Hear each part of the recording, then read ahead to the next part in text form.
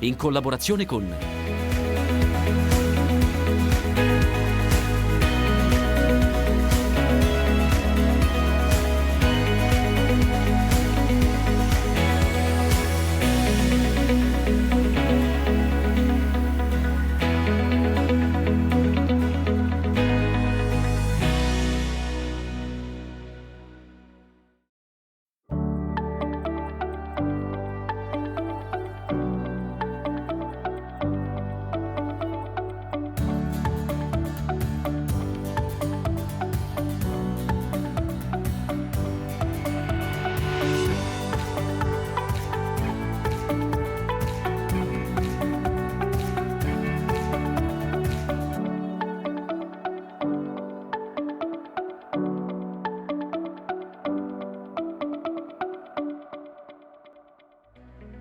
Il caldo record di questi giorni ha acceso i riflettori sulla produzione enologica e sulle previsioni della vendemmia di quest'anno. Come sta andando la vita nel vigneto? Un piccolo tour alla scoperta di cantine del territorio.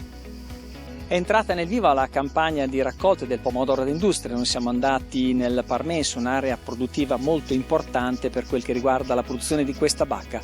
Parleremo anche di Pignoletto, in questo caso ci siamo recati in territorio bolognese, vediamo a che punto è la campagna di vendemmia, ma soprattutto come sta andando questa coltura. Abbondanti piogge a primavera, eccesso di siccità e adesso in queste settimane un caldo imperante. Insomma, come sta andando la vita nel vigneto con questo meteo che davvero fa impazzire? Facciamo questo piccolo tour tra vitivinicoltori e cantine e cominciamo qui sui colli imolesi con la cantina Tremonti, la famiglia Navacchia. Con me c'è Vittorio che è l'agronomo, ma posso dire segue anche la vita di cantina insieme agli enologi specializzati, e quindi cominciamo sul versante imolese, ma possiamo anche raccontare davvero il cuore della Romagna, perché i vigneti della cantina Tremonti si estendono anche in area forlivese e i vitigni sono quelli canonici di queste terre, ma parleremo anche di particolarità. Allora Vittorio, come sta andando? Salute nel vigneto o problemi nel vigneto? Non ci siamo fatti mancare niente. Quest'anno da aprile con il gelo per passare alle piogge di maggio, alle alluvioni di maggio e adesso a questo caldo torrido, tropicale, estivo degli ultimi giorni, di questi ultimi 10 giorni, è stata proprio un'annata che non ci siamo fatti mancare nulla e che ci ha messo duramente alla prova, devo dire la verità.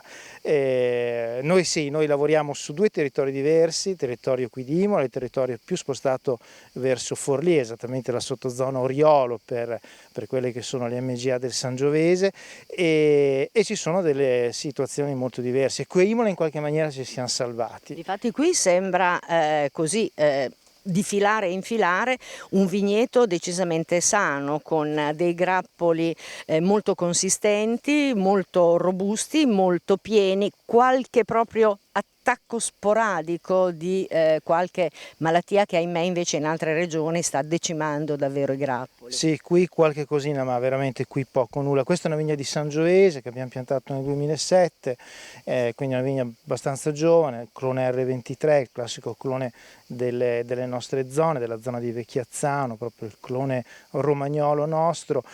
No, questa è una vigna dove effettivamente ci sarà, almeno incrociamo le dita, una produzione piena, le piante sono ancora cariche perché dobbiamo ancora comunque passare a diradare, a passare se ce ne sarà bisogno, sta iniziando a invaiare qualche acino, sì, che abbiamo visto così un po' di rosso. Quando l'uva inizia a invaiare, diciamo che si crea anche qua qualche nelle bucce e dovrebbe essere un po' meno rischio tutte quelle malattie, quindi la peronospora e soprattutto l'oidio stesso, che chiaramente ci hanno messo fortemente alla prova. Bisogna dire che noi siamo bio, quindi possiamo usare soltanto zolfo e rame e qualche altro prodotto alternativo di recente utilizzo e scoperta e sperimentazione, però devo dire che ci siamo veramente stati tanto dietro, anche perché dobbiamo sempre pensare che essere biologici vuol dire un cambio di mentalità molto forte, e soprattutto lo zolfo e il rame, che sono i due prodotti che si possono usare, hanno un'azione di prevenzione, non hanno un'azione curativa come i prodotti sistemici. E ricordo bene, prima della seconda alluvione del 16 di maggio, i ragazzi, sia a Forlì che a Imola, hanno trattato fino a luna di notte, fino a che sono riusciti a trattare, perché dopo le 2 inizia a piovere, però proprio per cercare di proteggere al meglio le nostre uve, e sembra che ce l'abbiamo fatta, però l'impegno è stato veramente massimo. Ora qui vedete abbiamo sfogliato la parte dell'ombra, cioè la parte del sole della mattina, che è dove dove il sole non brucia l'uva. Se ci giriamo da quest'altra parte vediamo invece una pianta maggiormente coperta, perché qui dove arriva il sole chiaramente del pomeriggio, e quindi è un sole più caldo, e quindi ho bisogno che sia maggiormente coperto tutto. Però sì, su Forlì c'è qualche problema in più, è arrivata anche una grandinata la settimana scorsa che ha colpito come al solito a zone.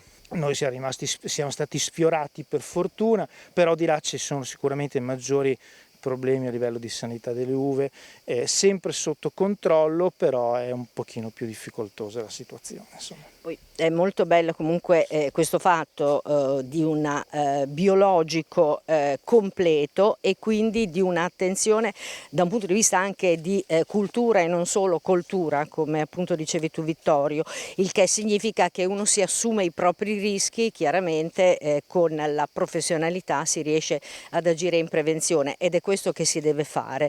Allora, qui Sangiovese ovviamente non è l'unico vitigno, e tra l'altro poi tra un po' andremo a sondare anche alcune novità e particolarità, soprattutto nella vita di cantina. Riassumiamo un attimo i vitigni da quelli classici a quelli invece un pochino più innovativi, o quantomeno non autoctoni in maniera specifica.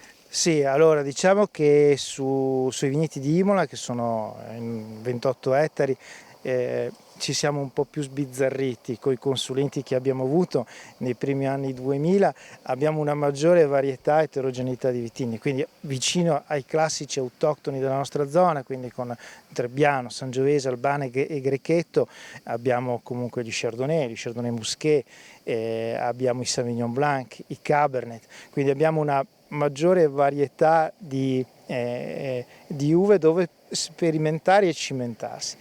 Invece sui vigneti di Forlì, nella zona di Oriolo, lì abbiamo proprio i nostri 3 vitigni classici della nostra zona, Trebbiano, Sangiovese, Albano. Non ci siamo, come posso dire, esposti a sperimentazioni diverse, però questo ci porta evidentemente ad avere una gamma di vini abbastanza complessa e grande, abbiamo 15 etichette, però che ogni anno ci permette anche di fare sperimentazioni e cose nuove, evidentemente. Insomma. Certo, poi anche la vita di cantina ha avuto diverse innovazioni, tanto che io direi che a questo punto possiamo proprio attraversare la strada e raggiungerla, la cantina, per andare a vedere cosa sta succedendo adesso, ad esempio nelle famose anfore georgiane. Ne arrivò una alcuni anni fa e adesso sono già 8. E questo è proprio l'emblema di uno di quelli che abbiamo definiti un cambiamento aziendale, una decisione, una scelta, perché poi a questo punto, essendosi moltiplicate queste anfore, significa che hanno dato dei risultati, Vittorio?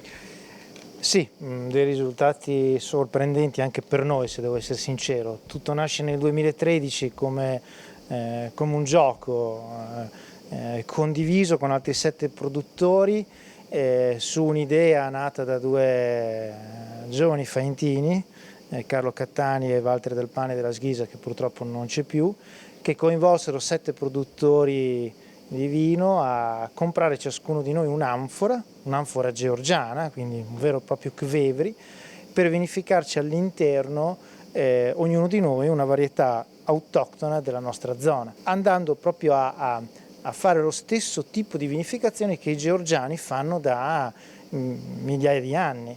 Il vino georgiano in anfora è patrimonio mondiale UNESCO, quindi, però nessuno di noi, penso, credeva veramente di un giorno di ottenere un risultato dei vini, perché molti di questi produttori comunque come noi lo imbottigliano e lo vendono, vini che hanno anche avuto delle ottime recensioni dalle guide, eccetera. Quindi nasce sì per scommessa, per gioco, poi come in tutte le cose, quando uno ci crede diventa tutto più facile. Da qui dopo ogni anno abbiamo comprato un'anfora di varie dimensioni, tutte rigorosamente georgiane, che io adesso ancora tengo esternamente, o gli ho creato un box attorno per ricreare le condizioni del sottosuolo, perché queste andrebbero interrate e messe sottoterra, anche perché sono fatte a punta, e noi qui vinifichiamo una delle nostre albane mediante il contatto con le bucce, una macerazione piuttosto lunga, una fermentazione spontanea, è l'unico vino che facciamo senza aggiunta di lieviti,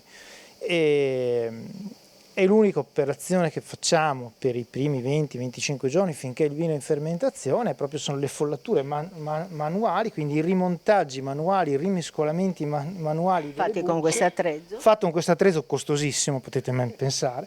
E come dice mio fratello David, il nostro Vitalba, il vino da cui facciamo da queste anfore, è la sconfitta dell'enologo, perché qui l'enologo veramente non ci mette mano. Voi pensate che questo vino non ha nessun controllo di temperatura, nessuna aggiunta di solfiti, i lieviti non vengono aggiunti, è una fermentazione spontanea, quindi l'unica cosa che noi facciamo è proprio estrarre tutto quello che di buono c'è nelle bucce, e nella buccia dell'Albana c'è tanto di buono, e poi decidere quando interrompere questa macerazione.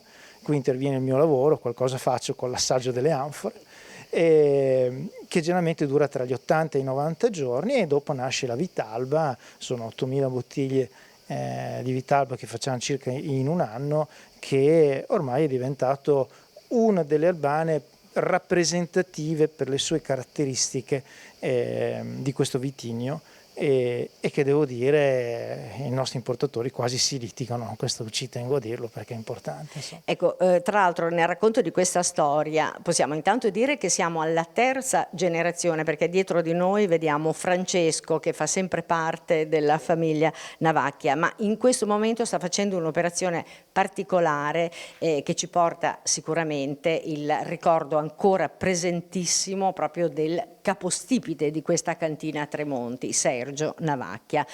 Lo abbiamo perso da poco, però la sua annata, questa classe 33, continua a vivere addirittura in bottiglia. Sì, diciamo che questa idea di fare 2 vini dedicati al babbo c'era ancora prima, 2 vini nuovi, non dedicati a lui, se no lui avrebbe fatto gli scongiuri evidentemente. Questo un bianco, un rosso, un sangiovese. Qui per esempio stiamo proprio in questo momento tirando fuori dai tonneau, quindi dalle barrique doppie, lo Chardonnay 2022 che ha fermentato in legno, è rimasto sulle prime fecce per quasi un anno, perché è andato in legno il 19 di agosto dell'anno scorso, quindi esattamente 11 mesi in legno, e da qui nascerà il classe 33 bianco 2022, che è questo Chardonnay dalle vigne più vecchie che lui piantò nei primissimi anni 80, e sono 3000 bottiglie in tutto. È uno Chardonnay dove chiaramente la presenza del legno si sente vero, ma molto diverso dagli Chardonnay degli anni 2000, perché è più dinamico in bocca, più fresco, più minerale, un vino che lui amava molto. Come pure abbiamo presentato quest'anno un Sangiovese, il classe 33 rosso, MG a Serra. È un Sangiovese diverso dagli altri nostri che produciamo, perché è un Sangiovese importante, ma fa tutta la sua vinificazione, l'affinamento in vasche di cemento vetrificato. Lui mi rimproverava sempre, perché io parlavo sempre dell'Albana, e lui diceva non c'è solo l'Albana, mi diceva. E quando venivano i consulenti che assaggiavamo i vini, soprattutto negli ultimi tempi, dove lui non era semmai presente dall'inizio alla fine, ogni tanto lui compariva nella sala dove c'erano tutti i bicchieri in tavola, tutti gli assaggi che facevamo, e diceva ma insomma un grande Sangiovese lo facciamo oppure no? Era la sua presenza, era il suo stimolo. Abbiamo provato, abbiamo iniziato, è un progetto che nasce nel 2021, è un Sangiovese qui di Imola, piantato anche quello con i suoi amati consulenti degli anni 2000, è un'idea nuova dove è un Sangiovese più vero, con meno presenza di legno, particolare, che speriamo che insomma da lassù gli piaccia, insomma. E non si può non parlare di vino senza poi parlare di ospitalità che finisce a tavola e sempre con un brindisi, in un momento che tra l'altro raccoglie davvero tutte le testate locali per quello che riguarda la realtà imolese, e quindi anche l'occasione per capire davvero come potrà avvenire la prossima vendemmia in questa stagione un po' bizzarra. Facciamo un cin cin insieme. Allora, a questo punto noi ci interrompiamo un attimo, la linea passa alla pubblicità, poi Claudio Ferri a cielo aperto, ma noi continuiamo il nostro tour tra i vigneti del territorio, ma non solo, nell'ultima parte della nostra trasmissione. A tra poco.